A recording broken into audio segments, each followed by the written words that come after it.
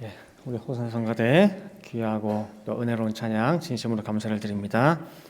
자, 오늘 장로님께서 봉독해 주신 본문으로 함께 은혜 주신 말씀의 제목은요, 사자 같은 세상 그리고 꿀을 머금은 사자. 오늘은 이 제목에 담겨져 있는 뜻이 무엇인지를 한번 살펴보도록 하겠습니다. 자, 오늘 이 본문의 이야기는 이스라엘 사사 중에서 삼손과 관계된 그런 일화입니다. 이스라엘 민족이 그 블레셋의 압제를 받는 가운데 이 민족을 구원하기 위해서 애쓴 사사가 삼손이죠. 오늘 본문도 이 블레셋에 어떻게든 내가 좀 들어가야 되겠는데, 접근을 해야 되겠는데 방법을 찾다가 블레셋 여인을 아내로 삼아서 그들이 경계를 좀 늦추고 나를 좀 받아주고, 또 그런 접근하기 위한 목적으로 이제 블레셋 여인을 아내로 취하기 위해서 내려가는 길이에요. 내려가는 길인데 사자가 덮친 거예요. 사자가. 그리고 그 사자를 단번에 제압해서 죽이는 장면입니다. 그리고 이제 다음번에 그 길을 가는데 그때는 부모님과 함께 이제 가는 길입니다. 근데 저번에 내가 죽였던 그 사자를 가만히 보니까 몸에 벌들이 집을 짓고 꿀이 가득한 거예요. 그래서 그 꿀을 취해가지고 먹고 떠다가 부모님과 함께 나눴습니다. 자, 그리고 오늘 두 번째 본문 잠언서 24장 13절 말씀에 내 아들아 그러면서 부르면서 송이꿀을 꼭 먹으라 그래요. 송이꿀을 이것이 네 입에 다니라, 정말 좋으니라 라고 권면하는 거예요. 아들아 라고 사랑의 마음을 듬뿍 담아서 말씀하고 있는데, 이 잠언 기자가 아들에게 꼭 먹기를 바라는 이 꿀이 무엇이냐 라고 할 때 성경은 이렇게 말씀하고 있어요. 시편 119편 103절 말씀에 주의 말씀의 맛이 내게 어찌 그리 단지요 내 입에 꿀보다 더하니이다 말씀하고 있어요. 말씀이 뭐 같대요? 꿀맛이래, 꿀맛. 우리가 그 사무엘상 14장 27절에 가보면요, 이스라엘 초대 왕 이제 사울이 있고 그 사울 왕 아들 요나단이 있는데, 요나단이 블레셋과 하루 종일 싸워요. 먹지도 못하고 막 싸우다 보니까 나중에 기진맥진해가지고 쓰러질 지경이야. 기운이 없어.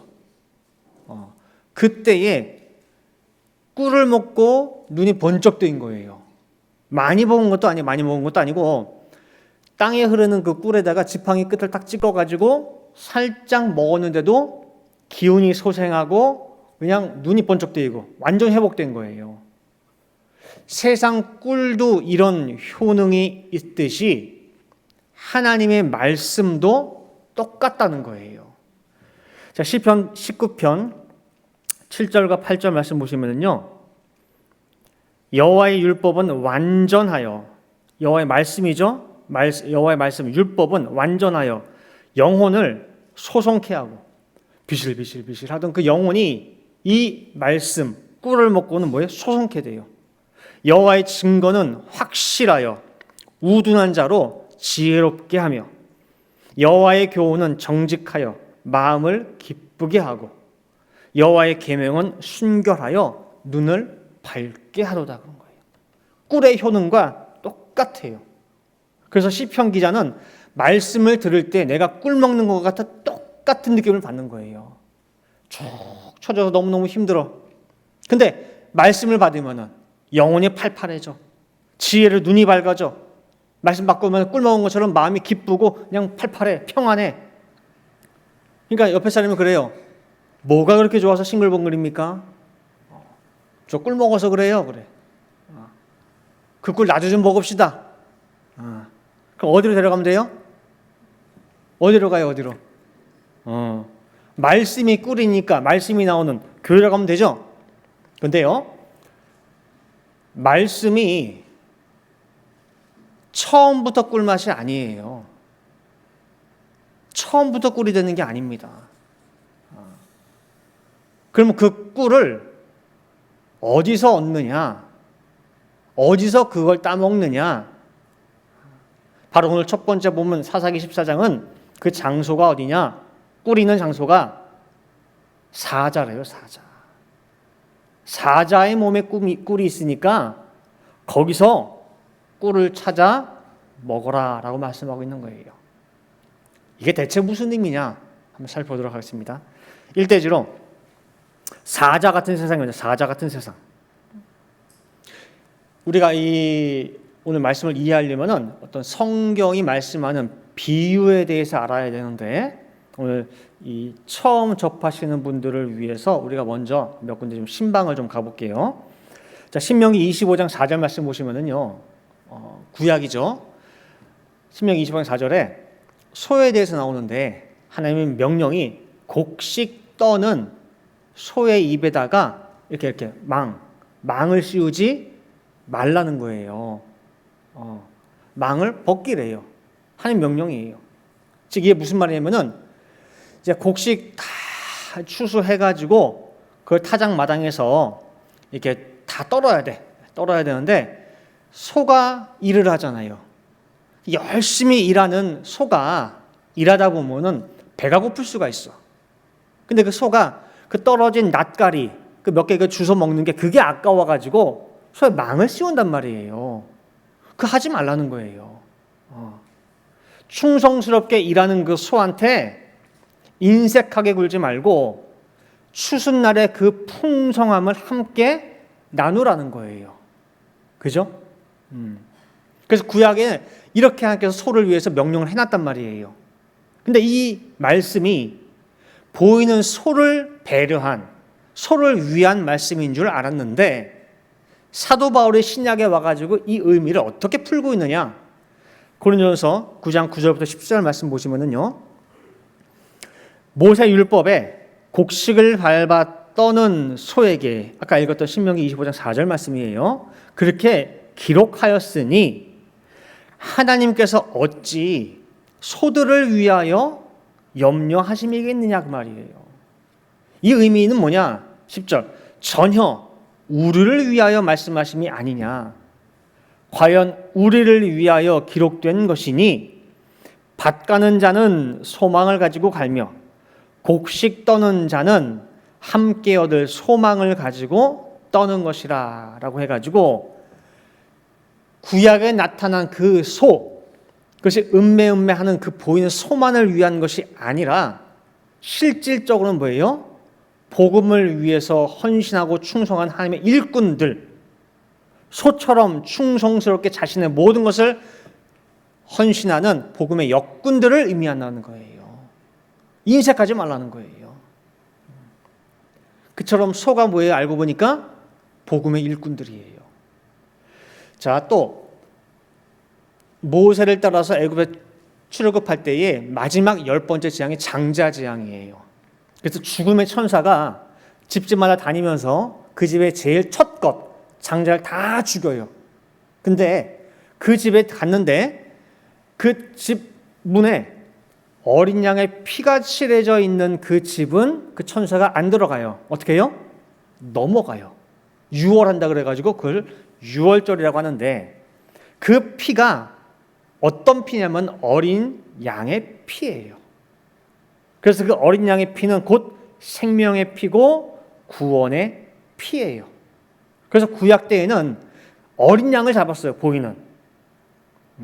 근데 그 구약의 유월절 어린 양이 알고 보니까 세상죄를 지고 가는 유월절 어린 양 되시는 누구예요? 예수 그리스도라는 거예요.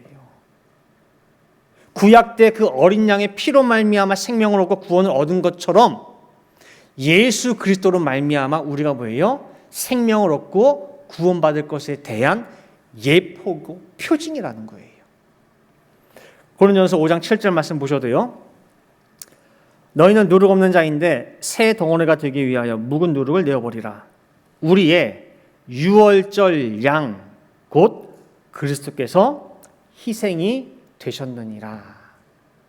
구약에서는 어린 양으로 등장을 했지만은 신약에서는 누구를 예표하고 있어요? 예수 그리스도예요. 마찬가지로 오늘 사사기 14장에 등장하는 그 사자, 그 사자가 물론 구약에 보이는 사자로 나왔지만 과연 지금 이때를 살아가는 우리에게는 무엇을 의미하고 무엇을 상징하느냐 살펴보자는 거죠. 삼손 향해 하나님의 사람에게 덤벼드는 이 사자가 과연 무엇이냐? 베드로전서 5장 8절 말씀 보시면은 근신하라. 그 항상 긴장하고 깨어 있어야 돼요. 근신하라, 깨어라. 너희 대적 마귀가 우는 사자같이 두루다니며 삼킬 자를 찾나니라는 거예요. 우리 대적 사단 마귀가 꼭 뭐 같다는 거예요? 사자. 목표물을 정해놔. 내가 저거 반드시 잡아먹어야지. 그러면 절대 그 목표물 주의를 떠나지 않고 배회를 해요. 왔다 갔다 합니다. 그리고 딴 데 보는 척하지만 늘 호시탐탐 그 목표물에 빈 틈을 노려요. 빙글빙글 늘 돌아요. 그러다가 잠시라도 방심하는 순간 득달같이 달려들어요. 가장 약한 순간, 그 목표물이 가장 힘든 그 순간을 놓치지 않고 달려드는 거예요.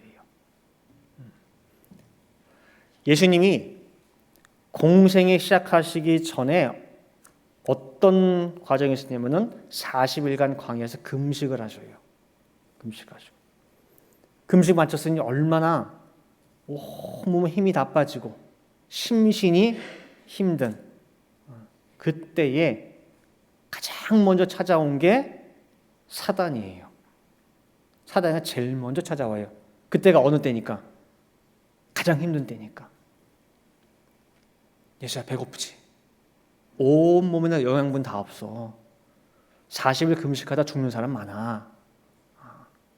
너 지금 하나님 일도 중요해. 그러나 하나님 일도 건강해야 할 수 있는 거 아니야. 너 몸부터 챙겨. 돌덩이 일단 다음으로 차선으로 하고 우선 떡부터 먹어. 떡부터. 돌과 떡의 우선순위를 어떻게 해요? 슬쩍 바꿔버려요. 뭐가 먼저예요? 떡이 먼저야. 그 다음에 돌이야. 돌덩이를 떡으로 바꿔. 몸부터 챙겨. 그렇죠? 그렇게 달려들어서 유혹을 해요. 자, 이스라엘 백성들도 출애굽해 가지고 한 군데 행진하는 가운데에 얼마나 힘들어요. 이렇게 매일같이 걸어본 적이 언제 있겠어요.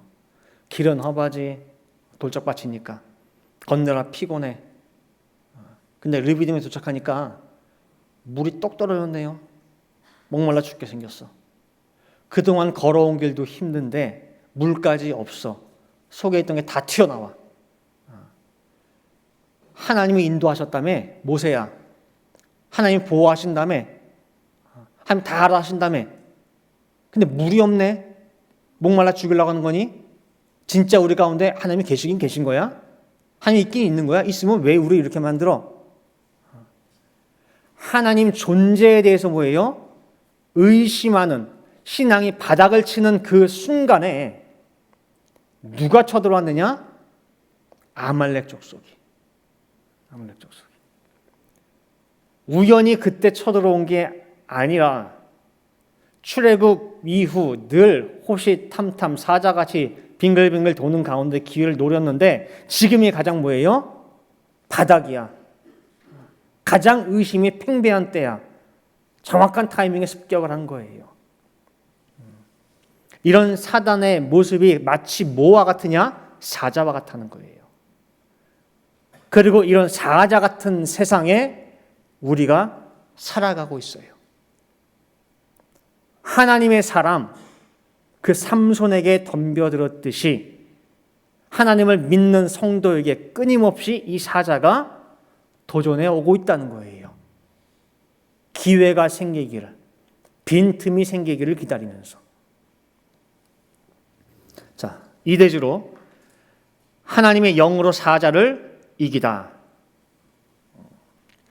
제가 그 캐나다에 살 때에 보면은 우리 뭐 권사님들 모시고 고사리를 따라가거나 이렇게 그럼 산으로 가잖아요. 이렇게 뭐 아니면 하이킹을 가거나 그러면 거기 항상 곳곳에 보면은 곰 주의하라는 표시가 많아요.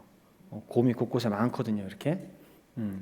그 실제로 저희가 약간 산 위쪽에 집이 있었던 적이 있는데 우리 집 앞마당으로 곰이 들어온 적도 있어요. 이렇게 창문으로 보는데 뭐가 막 뛰어와요. 이렇게 큰 곰은 아니었는데 적은 곰. 그 보고 빌레몬도 놀래가지고 어떡하냐고 문 부시고 들어오면 어떡하냐고 막 놀란 적이 있거든요. 그처럼 곰이 있어요. 곰. 근데 곰을 맞닥뜨린 그런 사람들의 경험을 보면은요, 우리 생각에는 곰이 나타나면 어떻게 해요? 엎드려, 뭐 죽은 척해 막 그러잖아요. 아무 생각도 안 난대요.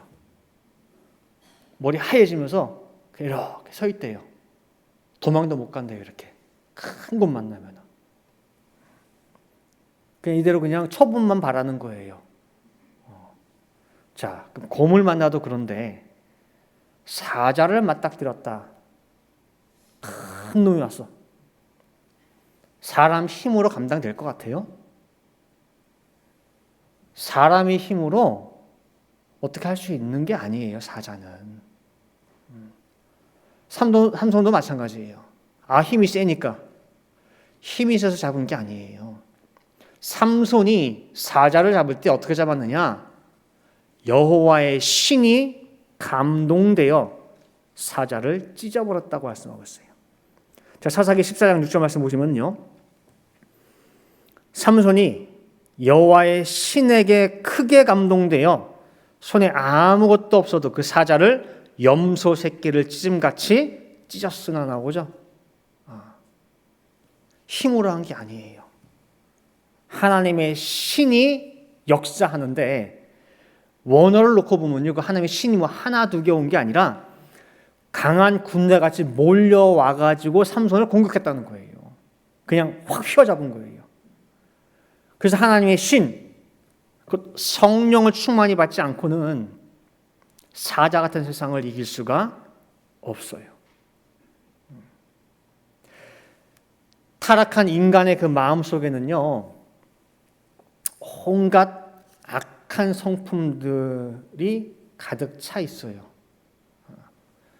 이 땅에 나면서부터 가지고 태어나는 것이 가시와 엉겅퀴를 가지고 태어나요.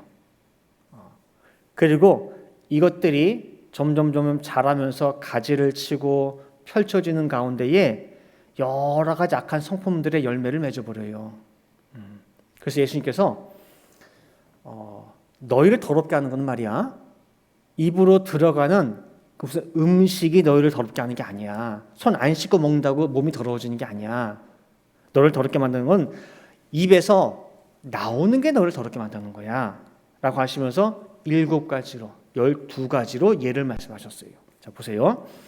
마태복음 15장 18절 19절 말씀 보시면은요, 입에서 나오는 것들은 마음에서 나오나니 이것이야말로 사람을 더럽게 하느니라. 마음에서 나오는 것은, 자, 악한 생각, 살인, 간음, 음란, 도적질, 거짓 증거, 회방이니, 이렇게 말씀하시고, 또 마가복음에서는 12가지로 얘기해요. 7장 21절 22절.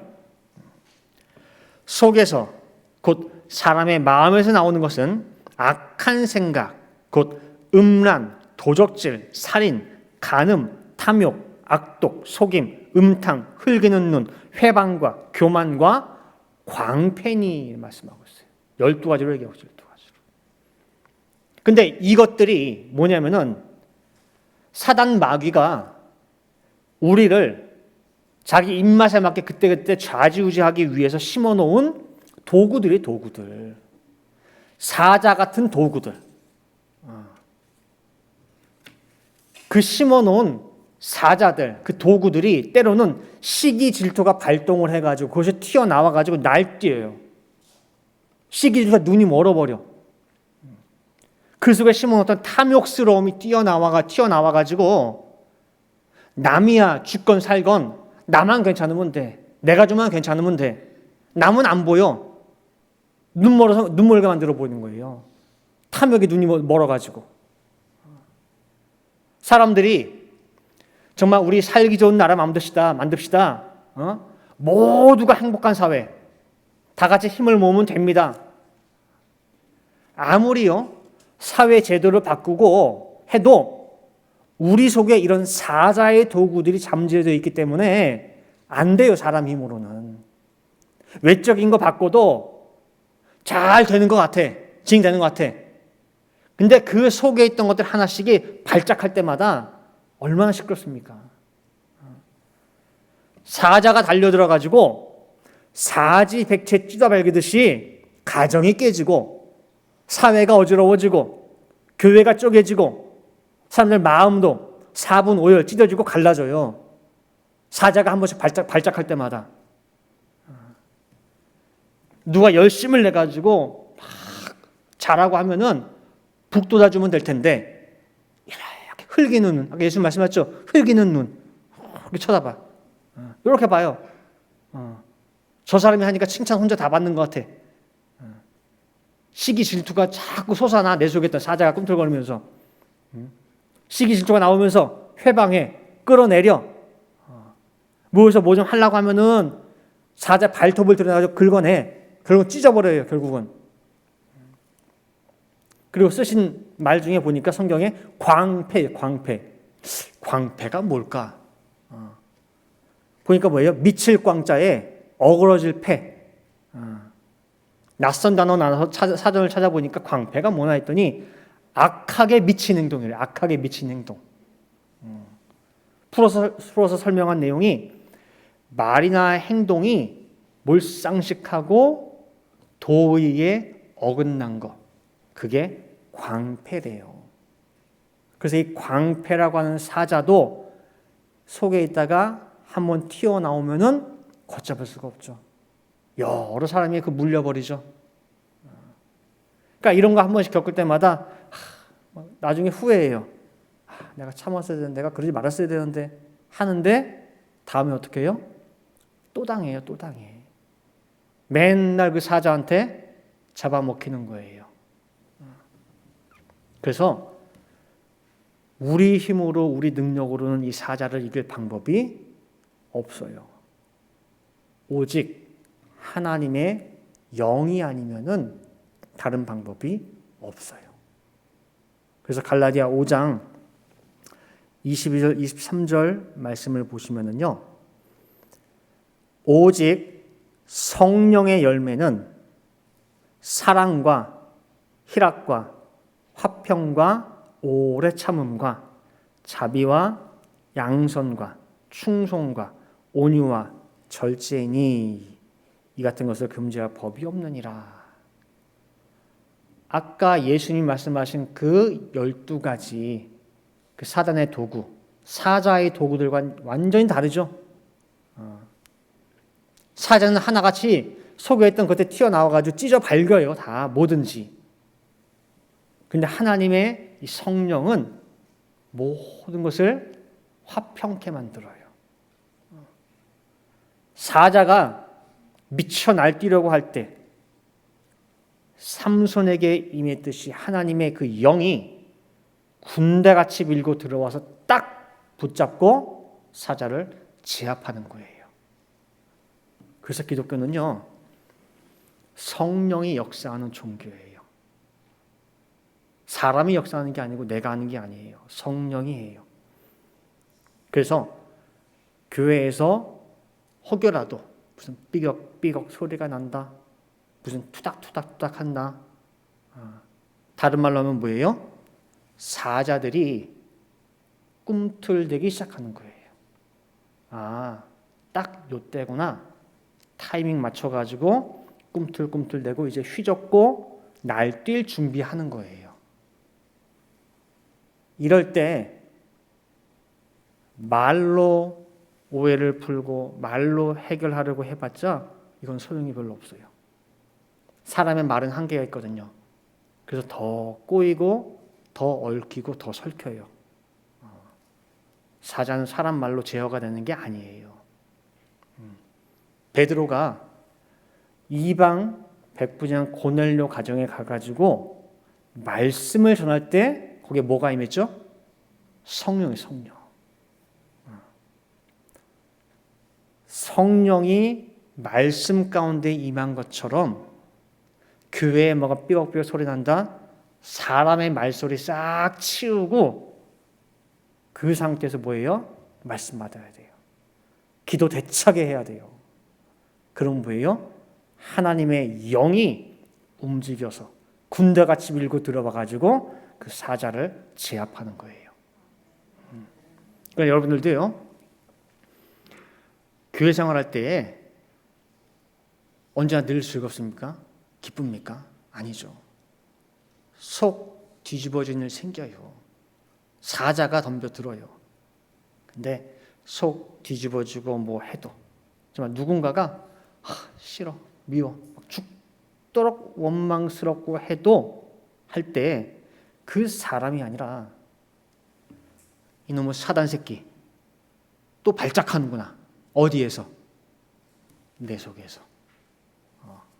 하면서 이를 꽉 다물고 어떻게 해요? 그 다음부터 말씀 자리 더 가야 돼요.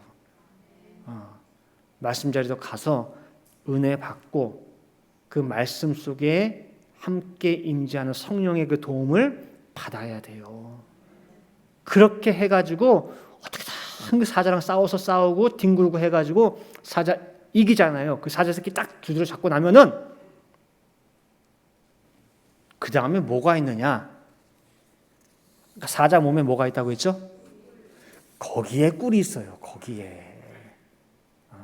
내가 지금 사자를 따라잡을 때에 뭘로 따라잡았어요? 말씀, 하나님의 영. 그렇죠? 제가 아까 처음 말씀드렸죠. 말씀이 처음부터 꿀이에요? 처음부터 꿀이 아니에요. 그 말씀을 가지고 내가 하나님의 영, 성령의 그 신, 그 도움을 받아가지고 사자랑 싸워서 이겨서 그 다음에 어디에서 꿀을 취하느냐? 그 사자의 몸에서.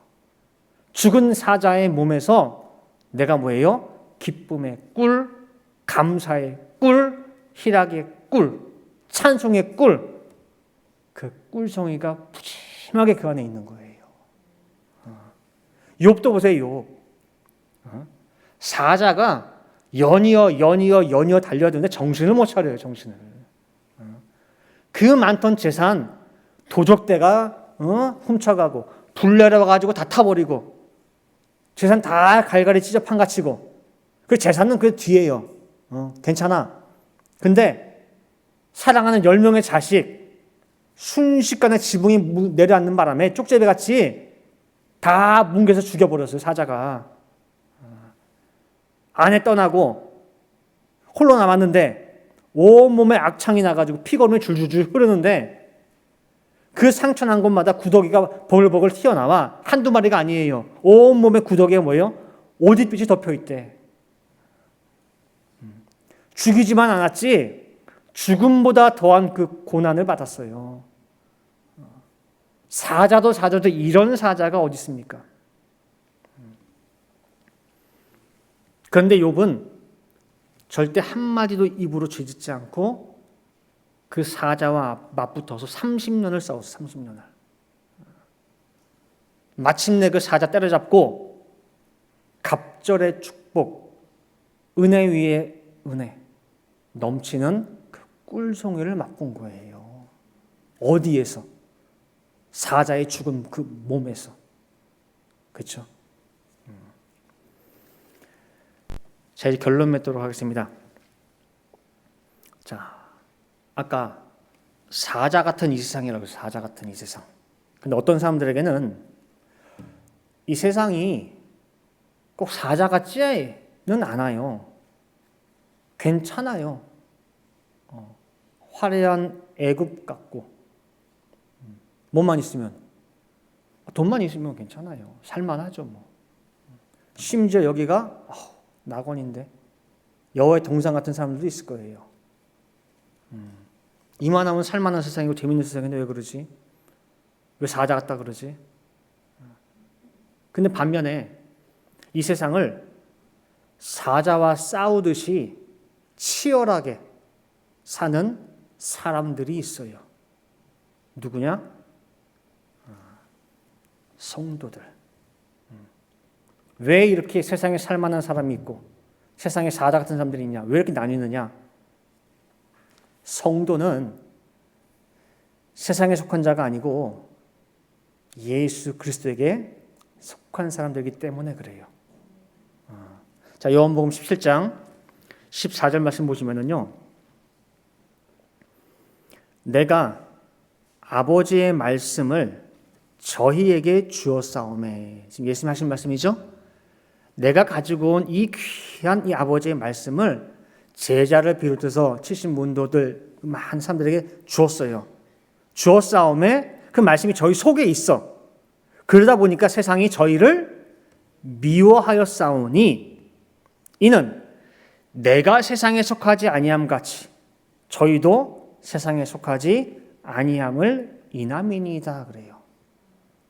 그래서 예수의 제자들은 세상에서 사랑받습니까? 미움받습니까? 미움받는 거 당연한 거예요, 그게. 요한복음 15장 19절 말씀 봐도요.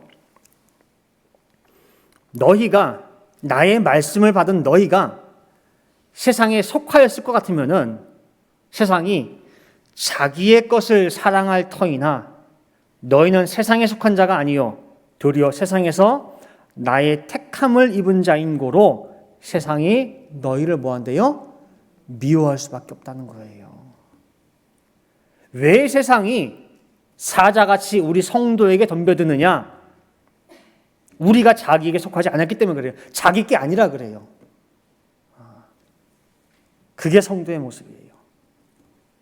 예수님께 속해서 세상에서 미움받는 삶, 늘 세상으로부터 도전받는 삶, 그래서 늘 절제해야 되고 손해봐야 되고 그런데 그게 성도의 삶이고 십자가의 삶이라는 거예요. 늘 보면 지는 것 같고 늘 밟히는 것 같고 그래서 보면은 늘 미련해 보이고 고린도전서 1장 18절 말씀 보시니까요. 십자가의 도가 즉 십자가의 길을 걸어가는 그 길이 멸망하는 자들에게는 세상 사람들 눈에 볼 때에는 뭐예요? 미련해 보이는 거예요. 미련해 보여.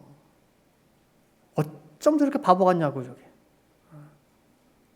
미련한 것이요. 그런데 구원을 얻는 우리에게는 하나님의 능력이라는 거예요. 반전이 있어요. 반전이.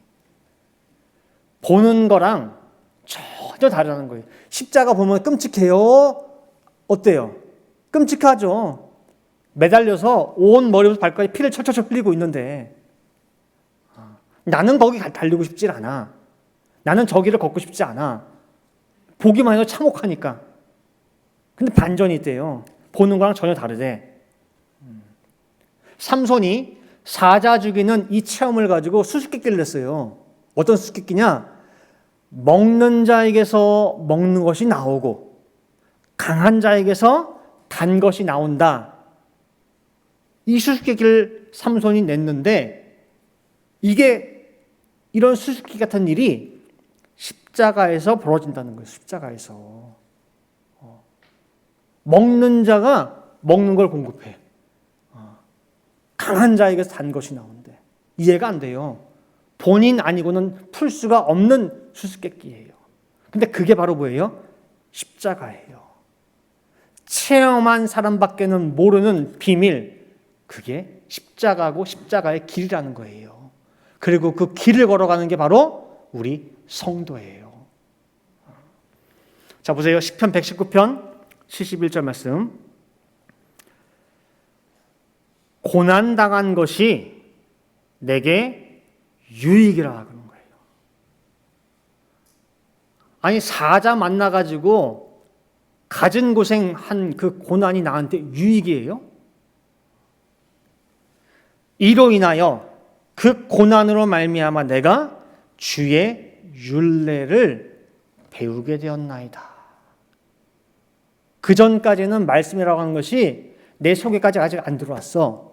어떻게 보면 귀에 달랑달랑 붙어 있는 거야. 그런 거구나, 그런 거구나, 말씀이 이런 거구나. 귀에는 붙어 있으니까. 근데 이 고난을 통해 가지고 그 고난의 가운데를 통과하는 가운데에 그 말씀이 귀에 붙어 있다가 어디로 들어왔어요? 내 속으로 팍 들어온 거야. 드디어 비로소 그 말씀이 무엇인지, 그 안에 담겨있는 그 뜻이 무엇인지 이제는 뭐예요? 알고 깨닫고 내게 됐다는 거예요. 내게. 이제 배우게 됐대요. 그 전까지는 배운 게 아니래. 시편 119편 67절 말씀 보셔도요.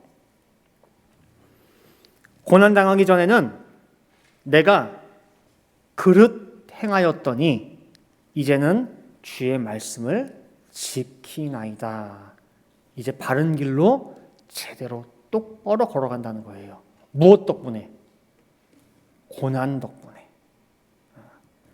사자 속 그 꿀맛을 본 그 사람의 체험적 고백이에요. 그래서 우리 성도님들 사자 같은 세상에서 우리가 지금 어떻게 보면 치열하게 살아가고 있습니다. 어쩌면 오늘도 이 사자가 나한테 달려들고 도전할지도 몰라요. 근데 그 사자 같은 고난이 고난으로 끝나면은 아무것도 없는 게 없어요. 사자가 달려든다 할지라도 우리가 깨어서 정말 말씀 가운데에 하나님의 영을 내가 간절히 바라고 기도로 깨어서 정말 그 성령의 도우심을 받아서 그 힘든 고난의 상황, 사자 그 속에서 값진 송이꿀을 먹는 모든 성도들 되시길 간절히 바랍니다. 그리고 나아가서 삼손이 그 꿀을 혼자 먹은 게 아니에요. 그 꿀을 부모와도 함께 나누어 먹었듯이 기가 막힌 그 꿀맛을 정말 주변에도 나눠줄 수 있는 모든 늘푸른 동산 성도들 되시기를 간절히 축원드립니다. 함께 기도하시겠습니다. 사랑과 은혜가 충만하신 아버지 하나님, 이 복되고 거룩한 주일 저희들 이렇게 초대해 주시어서 귀한 양식 먹여주시니 아버지 감사를 드립니다. 주의 말씀이 어찌 그리 단지 내 입에 꿀 같습니다 라고 하는 그 시편 기자의 고백이 우리 모두의 신앙 고백이 될 수 있도록 아버지 역사하여 주시옵소서. 말씀이 꿀이 되기 위해서는, 그 꿀을 맛보기 위해서는 정말 사자의 몸에서 찾아야 됩니다. 우리가 발딛고 살아가는 이 사자 같은 세상, 날마다 나의 빈 틈을 노리고 내가 가장 힘들고 약할 때 달려들고자 하는 우는 사자 같은 그 사단이 달려들 때에 온전히 주시는 말씀을 통하여 아버지 하나님의 도우심을 통하여 온전히 사자를 때려잡고 정말 그 안에서 말씀의 꿀송이를 맛볼 수 있는 저희 모든 성도들 될 수 있도록 역사하여 주시옵소서. 그래 어떤 고난과 환난 속에서도 감사의 꿀송이를 맛보고 기쁨의 꿀송이를 맛보고 희락과 찬송의 꿀송이를 맛볼 수 있는 온전한 말씀의 체험자, 말씀의 증거자, 말씀의 목격자가 될 수 있도록 인도하여 주시옵소서. 기도한 대로 될 줄을 믿고 감사드리며 이 모든 말씀 사랑에 많으신 예수 그리스도 받들어 기도 올리옵나이다. 아멘. 자, 하나님께 영광의 박수 올리겠습니다.